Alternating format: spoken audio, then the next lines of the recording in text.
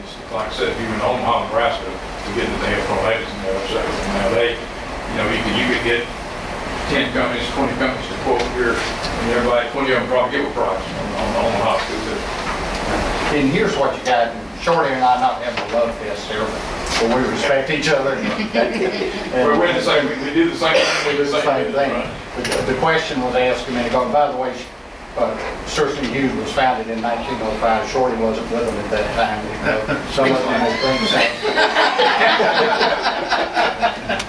But you were talking about going to the market. You have 20 carriers and going to that market. And I'll make two comments here. If you turn two agents loose or three agents loose and say go to the market, everybody makes a mad rush to the market. Agent A will get eight markets. Shorty will get 10, I'll get 5, or whatever. And what you'll have is, it may take 4 or 5 carriers to put the program together. Shorty may have 2 great quotes that on portion of the program, 25 or 30 or 40% of the program. I'll have a couple of great quotes on 25, 30% of the program. This other agent over here may have great quotes on the remainder of the program. So what you've got 3 agents with quotes on 25. You don't get a deal. You don't get the ultimate deal. It's inefficient. Yeah. And what I would do is you go through this process. I think you got two very solid, good agencies here. And as you go through this process, whatever decision you make, and I think Shorty would agree with you, do it for a longer than 1 year term. If you do a broker selection, do that broker selection. And of course you have caveats in there if something goes wrong, but do it very minimum 2 years, more likely 3 years, so that when you go to the market, you can say, we're in a position to negotiate long-term with you and develop the best terms. So then basically, how would we know, we've been dealing with Shorty, for a long time. How would we know how comparable you would be to him? Well, you haven't seen my product. I'll tell you about my product. Right, you told me. Our experience and results speak for themselves. We deliver an excellent cost-effective product. But I sit here and guarantee you that I will bring you cost savings over your expiring terms. With a market like it is, no. With the conditions like they are, I can't look into the future. But we're extremely successful in the complex property market, and we delivered superior results for everything from the University of Texas school system to Disney World.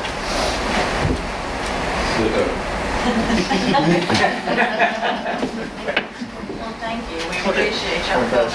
Thank you very much. Thank you, Calvin. Your information, contact numbers, in case the board has questions as they look over this. Contact. They're on the front, right? Thank you very much. Yep, I believe me. Yours wasn't on the. Oh, you didn't? Saw you. Okay, thank you. Thanks. I'm gonna give this to Jane to put in. Y'all sure y'all don't want to stay for the remainder? We could. Y'all like insurance that much? In about an hour when you get back to sleep. Y'all need a sleep pill, right? We're better than the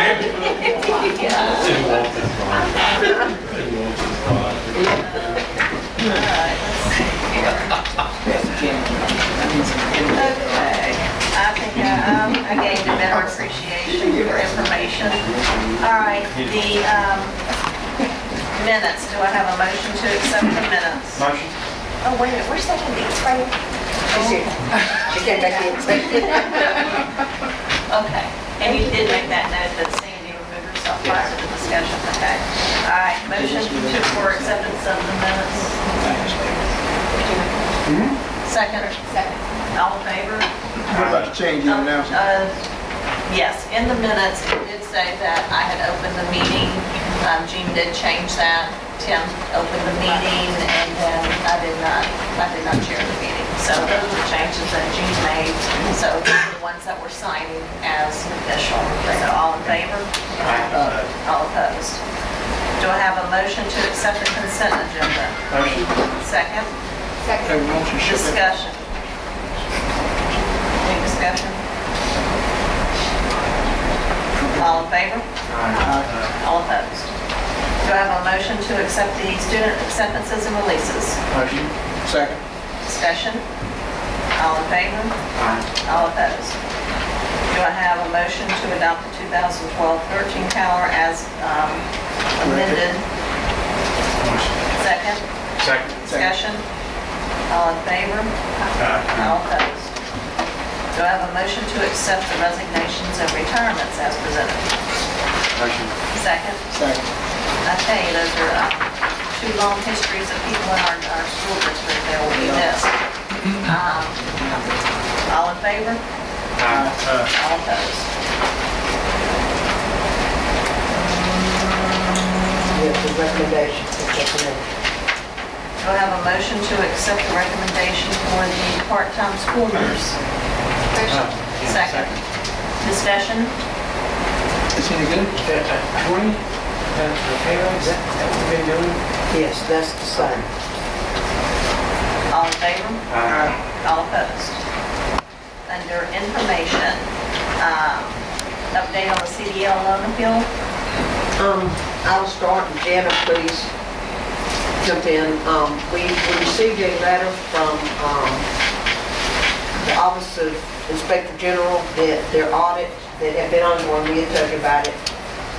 They had sent that to FEMA, recommending that $469,000 or something like that would be taken from us for insurance. We understood that, we signed, we admitted that that was a mistake.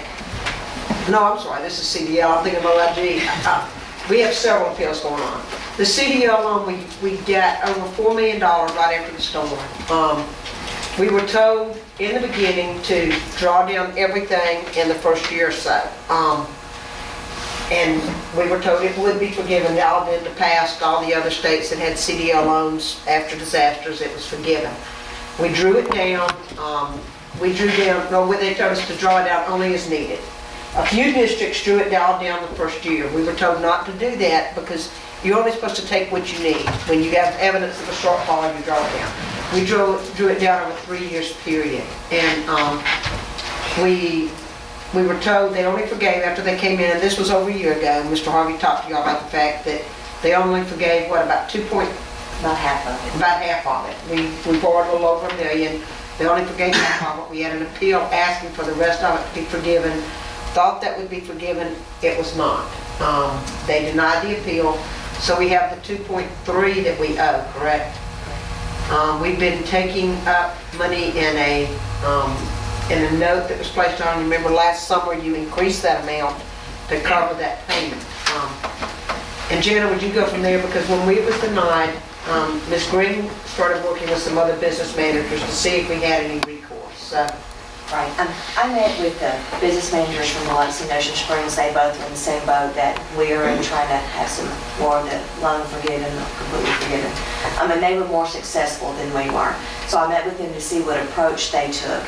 And while Mr. Harvey focused more on the revenue side that Ms. Hamilton was explaining, there's another FEMA regulation when it comes to the way if you make a transfer from a general operating fund over to a capital projects fund, that amount is taken off of your revenues. And that's what they used, and they were successful in having some additional forgiven. Now, here's the problem. We have no step beyond the appeal. So I talked with Jamie Miller, he is Stephen Palazzo's chief of staff, to see, just for some help, see even where to get started. They are talking to FEMA. Even though the other districts had additional forgiveness, they're still not satisfied either. So again, we're in different, kind of the same boat, maybe on different sides, but still trying to get some additional help. It's going to be political if it's going to happen some of the legislators from the coast will have to get together and try to get something worked out there. I have the information that the other districts used, that they were successful with. I feel like we had the documentation, we did a lot of the same things. You know, my argument to Jamie Miller is, you know, we kind of appealed on the wrong information. So it's kind of a begging thing to see what they can do to help us out. Now that the primary is over, I think they will have some additional time to help us and start working on that. So and we're in the working, begging, trying to get together. There's 5 entities on the Mississippi Gulf Coast, 3 school districts, and I believe 2 cities that are still trying to have additional funds forgiven. Is there one united, like, appeal or request among the legislators to go? I mean, is there a united front, or is it each individual for themselves? It hasn't got, it's not organized yet. We received a letter about a month and a half ago. It was A mess. Yes, and Ms. Grant spent a lot of time researching our information to see where she could base, you know, even the request for another look at. Right. So she gathered that information and found some, through minutes and some things we had done, where she feels like we have a very strong case using the money that we set aside in the capital fund, which is how Biloxi and I believe Ocean Springs had a major part of theirs forgiven. That's great. We did the same thing, but at that time, Mr. Harvey didn't use that reason as the appeal. So if he had, I think we'd have been forgiven almost all of it, and looking at what the other districts did. So, Ms. Grant has been speaking to Jamie Miller. I've met with Representative Bennett. He has agreed to go with us to Congressman Plazo, Senator Wicker, and Senator Cochran's office and try to be a united front on the Mississippi delegation to try to put some pressure on Washington to relook at this. And it does involve, I know Biloxi and Ocean Springs, I don't remember the 2 municipalities that are involved. But, Am I incorrect? Didn't we feel like that we were going to be forgiven Yes. for this because, we were told in the beginning that, but mainly because of our budget cuts from the state? yes, we were told, and if we had not followed the regulations, if we had pulled it all down in 2006, then it would have been forgiven, because that was the year of that was within a year of the storm.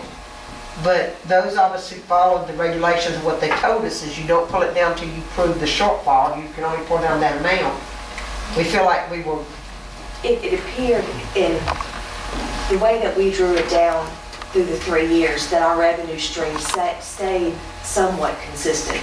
Where those districts that pulled all that money down that first year and then had no additional drawdowns, you show a drastic decline in the revenues.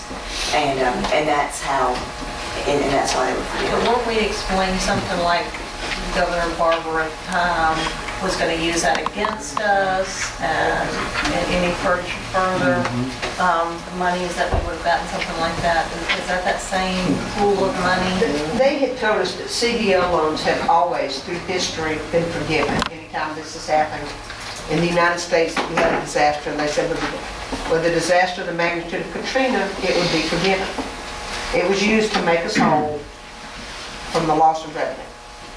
But now, of course, this is 5 years later that they're looking at all this, so there's different people, there's been other disasters, so they're looking at it differently. So it's going to take, I think, an effort from all 3 of our congressmen to get something done on this. But I think we'll be able to, I think they will try. I believe so. Whether they'll be forgiven or not, I'm not sure. So it was for. What's the worst case? It was 4 million. It was, 2.3? what was it, 4 point what, 4.3, 4.4, I don't remember. It's 2.3 now. It's And that's 2.3 is what we're that's looking just at accrued there, interest. That's, to include interest.